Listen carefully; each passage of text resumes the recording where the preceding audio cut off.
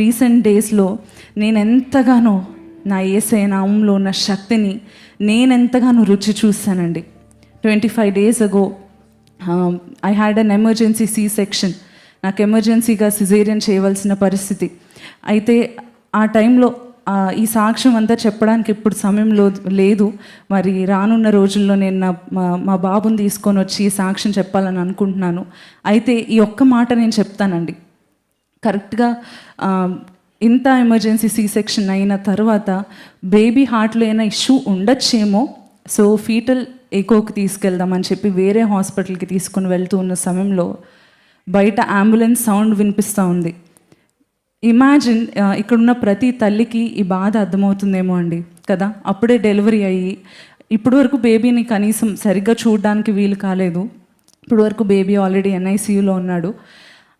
మరి ఆ సమయంలో you are still waiting for your baby to come into your arms. Baby ఇంకా చేతిలోకి రావడానికి ఎదురు చూస్తున్న సమయంలో వేరే హాస్పిటల్కి షిఫ్ట్ చేయాలేమో, ఇంకా ఏదైనా సీరియస్ ఇష్యూ ఉందేమో అన్న సమయంలో మరి బేబీని బయటికి తీసుకెళ్లారు.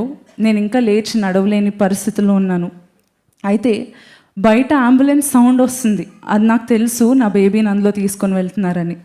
నాకు ఎంత హృదయము, నా వేదన నేను మాటల్లో చెప్పలేనండి. నా వేదన నేను మాటల్లో చెప్పలేను. అపవాది ఆ సమయాన్ని ఎంతగానో వాడుకోవడం మొదలుపెట్టాడు. ఇంకంతే, తిరిగి నీ బేబీ నీ చేతుల్లోకి రాడని చెప్పి అపవాది ఇటువంటి ఆలోచనలు నాలో పెడుతూ ఉన్నప్పుడు నేను బోరుమని ఏడుస్తూ ఉన్నాను. అందరూ చెప్తున్నారమ్మా ఇప్పుడే ఆపరేషన్ అయింది, నువ్వు ఏడవకూడదు అని చెప్తా ఉన్నారు. కానీ నా బాధ నేను ఎలా చెప్పగలనండి? నేనేం చేయలేను, నా చేతుల్లో ఏం లేదు, నా బిడ్డ కూడా నా చేతుల్లో లేడు.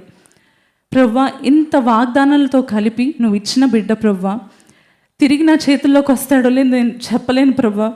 బయట ఆ నాయిస్ వింటుంటే, ఆ సౌండ్ వింటూ ఉంటే నాకు అర్థం కావట్లేదు నా పరిస్థితి ఏంటో. అంటే నేను అంకిత్ ఇద్దరు కూడా ఏడుస్తూ ఉన్నాం, ఇద్దరు ఏడుస్తున్నాం.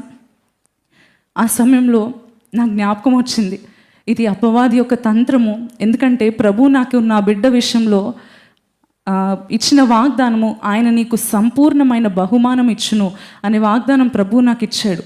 అయితే ఆ సమయంలో పరిశుద్ధాత్మ దేవుడు నాకు జ్ఞాపకం చేస్తూ ఉన్నాడు, నువ్వు ఆ వాగ్దానాన్ని పట్టుకో, నేను నీ బిడ్డని నీ దగ్గరికి క్షేమంగా తీసుకొని వస్తానని చెప్పి ఇస్తున్న ఆ మాట నన్ను ఎంతగానో బలపరిచింది పరిశుద్ధాత్మ దేవుడు.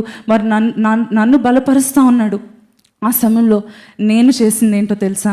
యేసు నామంలో నాలో ఈ దుష్ట తలంపు, నాలో ఈ నెగిటివ్ థాట్ని యేసు నామంలో గద్దిస్తున్నాను. నా బిడ్డకు యేసు నామంలో స్వస్థత కలుగునుగాక అని చెప్పి నేను ఇలా చెప్పడం మొదలుపెట్టానండి. కరెక్ట్గా 1/2 hourలో నాకు కాల్ వచ్చింది, బేబీ హార్ట్లో ఎటువంటి ప్రాబ్లం లేదు, యువర్ బేబీ ఈజ్ హెల్దీ అని. హల్లెలూయా. మరి సంపూర్తి సాక్ష్యం నేను వాడిని తీసుకొని వచ్చి చెప్తాను. ఎందుకంటే వాడు పుట్టడమే he came out of fighter. And పుట్టడమే వాడు యేసయ్య నామంలో ఉన్న శక్తిని రుచి చూస్తూ పుట్టాడు. హల్లెలూయా. అందును బట్టి నా దేవుని నేను ఎంతగానో స్తుతిస్తున్నాను, నా దేవుని ఎంతగానో మహిమపరుస్తున్నాను.